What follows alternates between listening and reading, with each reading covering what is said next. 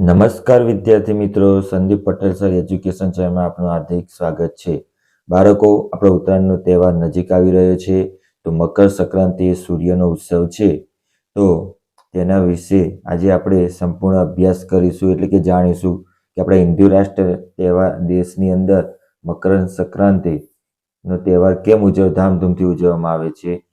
તો દરેક જણા મારા વિડીયો શાંતિથી નિહાળજો અને સૌપ્રથમ તો મારી ચેનલને સબસ્ક્રાઇબ કરો, બેલ આઇકન દબાવો, જેથી રોજ તમને નવા નવા વિડીયોનું નોટિફિકેશન મળતું રહે. બાળકો, અહીંયા બાળકો આકાશથી આગણા સુધી મકર સંક્રાંતિની સમગ્ર ગાથા, એક તહેવાર જે સૂર્યની ગતિ, સંસ્કૃતિ અને સંબંધોને જોડે છે. તો સૂર્યના મકર સંક્રમણ એક ખગોળીય ઘટના છે.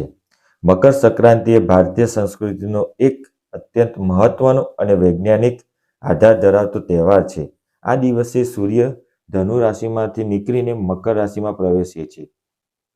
આ ખગોળીય ઘટના દર વર્ષે સામાન્ય રીતે 14 થી 15 જાન્યુઆરીએ બને છે. આ દિવસથી સૂર્ય ઉત્તર ગોળા તરફ ગતિ કરવાનું શરૂ કરે છે, જેને ઉત્તરાયણ કહેવામાં આવે છે. આનાથી દિવસો લાંબા અને રાત ટૂંકી થવા લાગે છે, જે શિયાળાના અંત અને વસંતના આગમનનો સંકેત છે.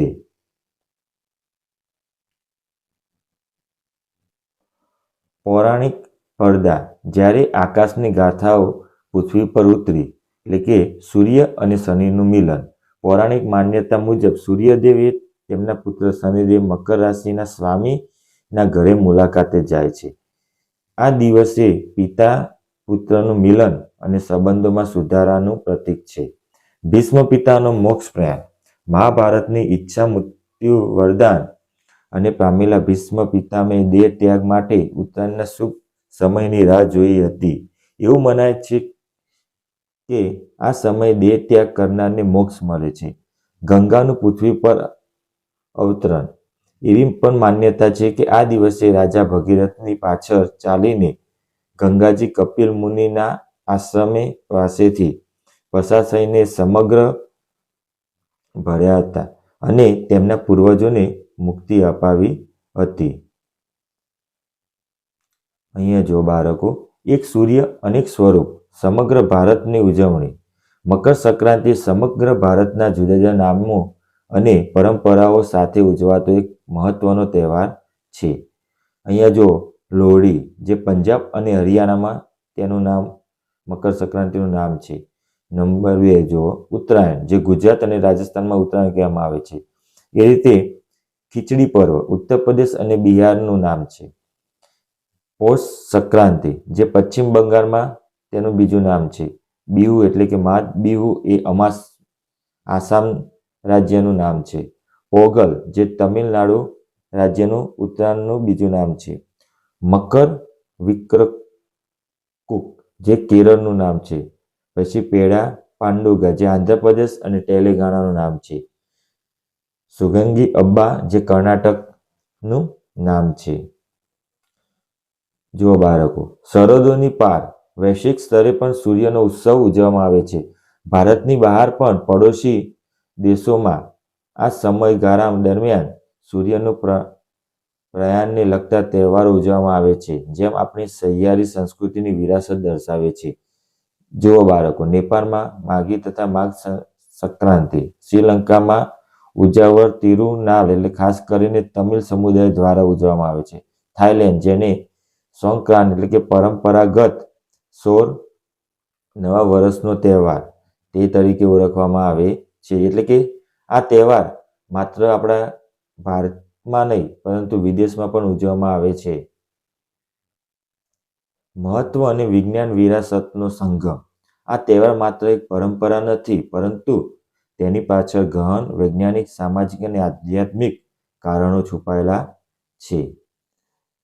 દાનનો મહિમા આપવાનો આનંદ, એટલે કે મકર સંક્રાંતિના દિવસે તલ, ગોળ, અનાજ, વસ્ત્રનું દાન કરવાનું વિશેષ મહત્વ છે.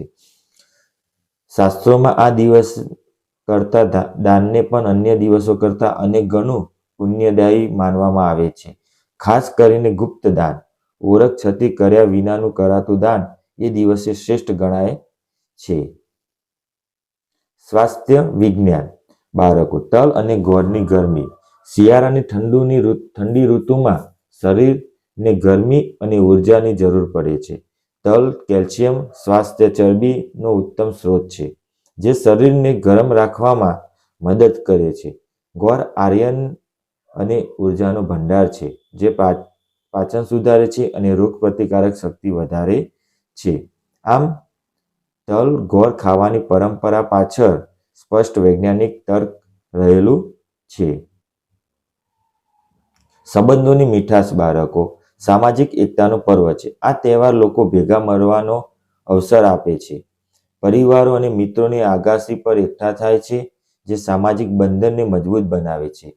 એકબીજાને તલ ગોળ ખવડાવીને ગોળ ગોળ બોલો કહેવાની પ્રથા જૂના મતભેદો ભૂલી સંબંધોને ફરી મીઠાશ લાવવાનું પ્રતીક છે. આમ મકર સંક્રાંતિ એ સામાજિક સમરસતા અને એકતાનો ઉત્સવ છે. ગુજરાતનું ગૌરવ. ઉત્તરાયણનો ઉમંગ. ગુજરાતમાં મકર સંક્રાંતિને ઉત્તરાયણ તરીકે ઓળખવામાં આવે છે. તે પતંગોનો તહેવાર છે.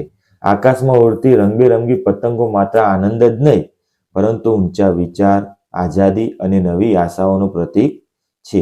આ દિવસે આખું આકાશ એકમાત્ર કેનવાસ જેવા બની જાય છે, જે ગુજરાતને જીવંત અને ઉત્સવપ્રિય સંસ્કૃતિને દર્શાવે છે.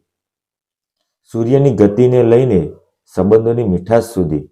મકર સંક્રાંતિ એક તહેવાર નથી, પણ પ્રકૃતિ, પરંપરા અને માનવતાનો એક જીવંત સંગમ છે. તો બાળકો, આ હતું આપણે મકર સંક્રાંતિનો જે સૂર્યનો તહેવાર તરીકે ઓળખવામાં આવે છે તેના વિવિધ નામ અને તેનું શું મહત્વ છે તેનો આપણે આ વિડીયો સંપૂર્ણ અભ્યાસ કર્યો. તો દરેક બાળકો મારી ચેનલને સબસ્ક્રાઈબ કરો, જેથી તમને આવા નવા વિડીયોનું નોટિફિકેશન મળતું રહે. આભાર.